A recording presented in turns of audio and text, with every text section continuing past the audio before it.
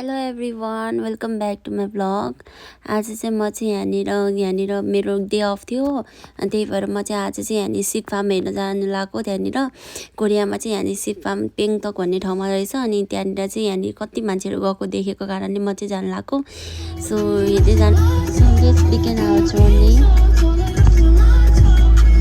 आजको मौसम चाहिँ एकदम राम्रो छ यहाँनिर। अनि यहाँको मौसमको यो राम्रो भएको कारणले म चाहिँ यहाँनिर अब त्यो सिड फार्ममा नि यहाँनिर जाँदाखेरि यहाँनिर अलिकति फ्रेस हुन्छ भनेर अब डे अफमा त अब यहाँनिर यत्तिकै घरमा बस्नु भन्दा त बरु बाहिर गएर यताउता डुल्यो भने नि राम्रो हुन्छ भनेर जान्लाको हेर्दै जानु होला।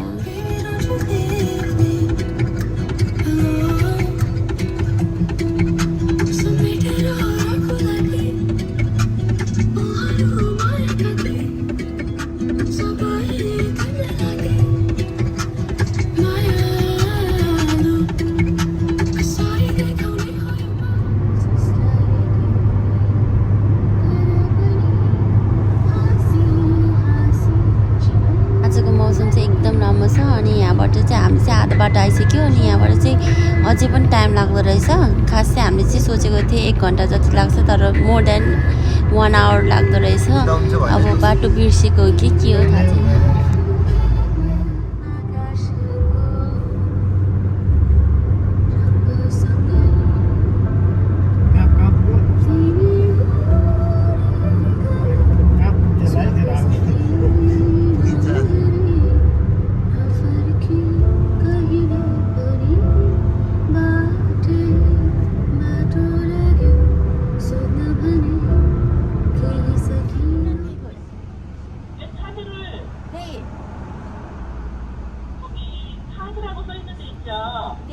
यहाँनिर चाहिँ अलिकति यहाँनिर चाहिँ गाह्रो भएको थियो, किनकि यहाँनिर अब अरू बेला चाहिँ दाइहरूले चाहिँ यहाँनिर अब अरू ठाउँमा अर्को सिटीमा यहाँबाट अर्को सिटीमा जानु पर्दाखेरि चाहिँ हाम्रो यो पे गर्नुपर्ने रहेछ यहाँ कोरियामा चाहिँ। तर दाइहरूले पहिला पनि गर्नुभएको थियो, तर क्यासमा गर्नु हुँदो रहेछ। तर यहाँनिर चाहिँ अब कार्डमा गर्नुपर्ने भएको कारणले यहाँ गाह्रो भएको थियो। अब त्यही माथि ल्याङ्ग्वेज नआएपछि चाहिँ गाह्रो चाहिँ धन्न म यहाँनिर मलाई चाहिँ अलिकति भए पनि ल्याङ्ग्वेज आउँथ्यो, त्यही भएर अलिकति सजिलो भयो। देखा आपने लापरवाही का नतीजा है। यो रातो 통화 연결 중입니다. के भनेको बिजनेस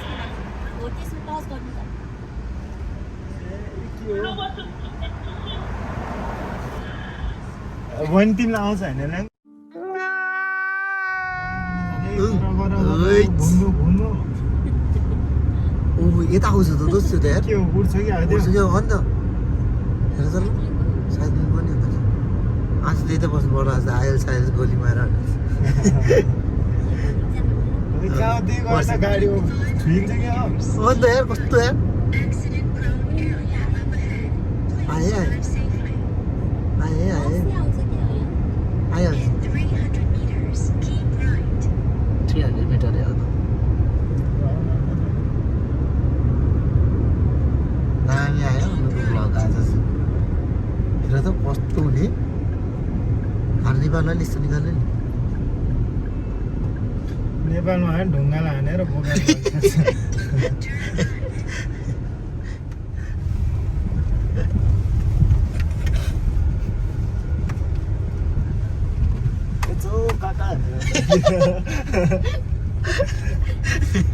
टक्कै गाउँ जस्तै छ दुईटा बाटो आएको लेफ्ट दुस्तै छ यार बन्द छ क्या गयो एउटा गाडी आयो भने त फेरि पुरै फर्काउनु पर्ने रहेछ नि त लेफ्टै हो के सोध्ने हो रामदास को हो त अब छाड्यो म त अब नेपाली बोले यहाँ हो आइसक्यो क्या त यता गइदिउँ उहाँ पुग्यो हो यसलाई गाडी बोकेर लग भने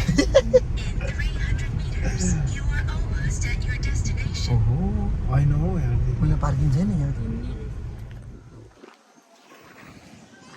यहाँनिर चाहिँ भेडाहरूको त्यो टोयहरू पनि पाउँदो रहेछ अनि यहाँनिर त्यो पङ्खाहरू जस्तो पनि पाउँदो रहेछ अनि यहाँबाट चाहिँ मैले चाहिँ मेरो पप्पीको लागि यहाँनिर भेडाको त्यो डल किनेको थियो टोय किनेको थियो यहाँनिर किनकि मेरो नेपालमा चाहिँ एउटा पप्पी छ अनि हामीसँगै बसेको कति भइसक्यो त्यही भएर अनि उसको लागि किन्नु लगाएको कति राम्रो राम्रो क्युट क्युट छ यहाँनिर चाहिँ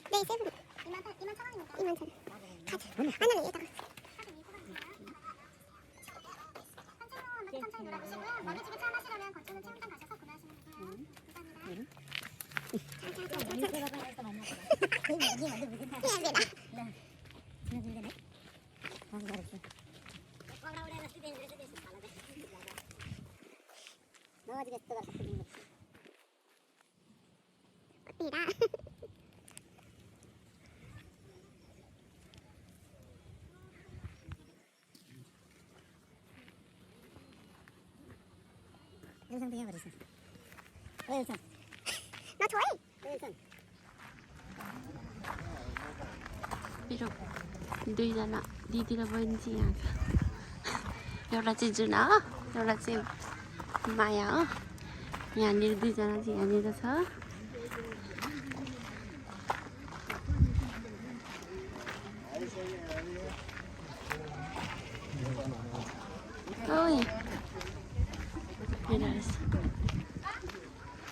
ठुल्ठुलो भेडाहरू चाहिँ यहाँ रहेछ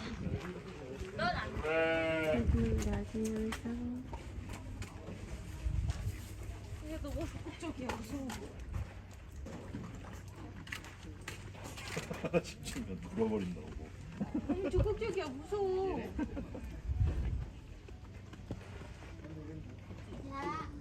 के भयो रे चाँडो अमृत दोष के भनिदिनु न त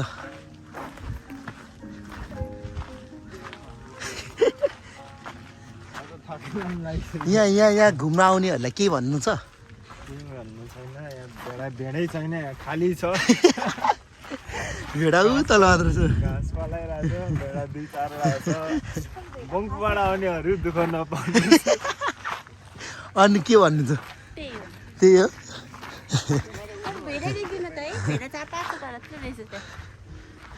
दामी भ्यू चाहिँ तर दामी छ है बब्बाल छ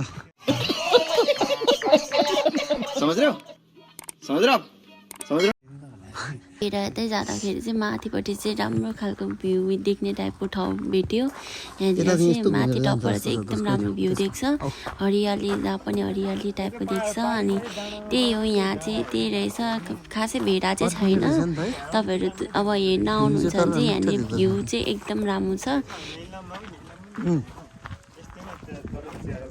चिया योभन्दा त कहाँ कहाँ दामी छ नि दोस्त डाँडा जस्तो देख्छ होला त्यो घाँसहरू छ नि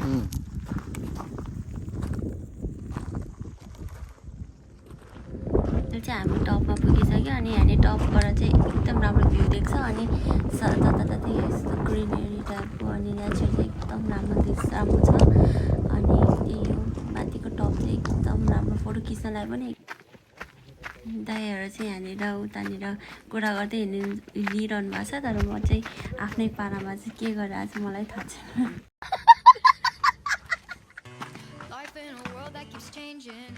Think that it's progress you're making. Copy and paste pretty faces all the time. Pictures so perfect we play through. Only cause you set up the angle. Web that you weave got us tangled. Caught in what's before our eyes.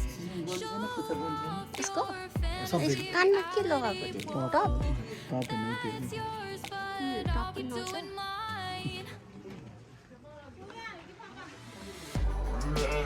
You'll be living your good life. Catch a glimpse from the outside, then you. हामी कहाँ गरे दोस्त साग गोड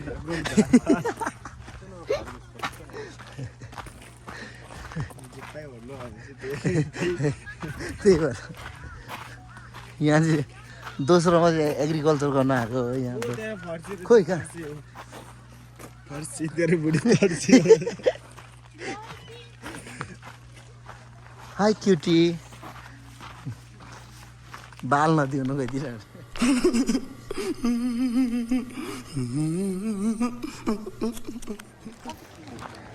coffee उता गएर खाने अगाडि देखाउनु दिनु नि त तिम्रो लागि आयो दोस्त जाउँ फाइनल्ली हामीले भेडा दोस्त हेर है भेडा सेडा हामीले लगेछ आज भेडा सेडा किनेर लगेछ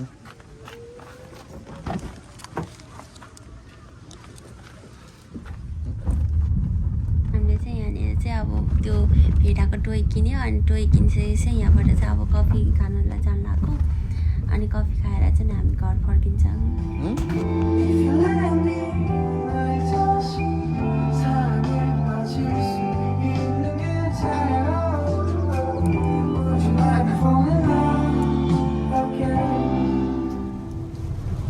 कफी खाएर थियो तर ठ्याक्क पानी पऱ्यो अनि त्यही भएर अनि हामी चाहिँ घर चार जान लाग्यो अनि यहाँबाट चाहिँ हामी भलिबल खेल्ने भनेर त्यो प्लान गरेको थियो तर पानी परेको कारणले भएन त्यही भएर घर नै जान लाग्यो फाइनली हामी चाहिँ अहिले घर पुग्नु लाग्यो अब त्यस्तै 4-5 किलोमिटर छ अनि आजलाई चाहिँ यति नै हो आजको दिन राम्रो भयो अनि त्यही हो लास्टमा चाहिँ म के भन्छु please don't forget to like share and subscribe my channel bye bye अब नेक्स्ट ब्लग हेरिदिनु होला माया गरेर हेरिदिनु होला बाई आज बाई की मजदूरी यहीं खत्म करते हैं। अगर तुम्हें वीडियो पसंद आई तो लाइक मारो यार। मुझे नहीं पता, मुझे 2 मिलियन लाइक्स चाहिए कैसे ना कैसे करके, मुझे चाहिए। इतना झिला मैं कभी नहीं होऊंगा अपनी पूरी जिंदगी में जितना इसमें झिलाऊं, मुझे चाहिए ही चाहिए। तो लाइक मारो और अगर तुम लोग नए हो तो सब्सक्राइब करो। वो जो लाल वाला बटन है उस पर फूट फेंक के मारो या फिर मोमबत्ती, मुझे नहीं पता, बस क्लिक हो जाना चाहिए। अब मैं भी जा रहा हूं, मुझे पैसों के पीछे भागना।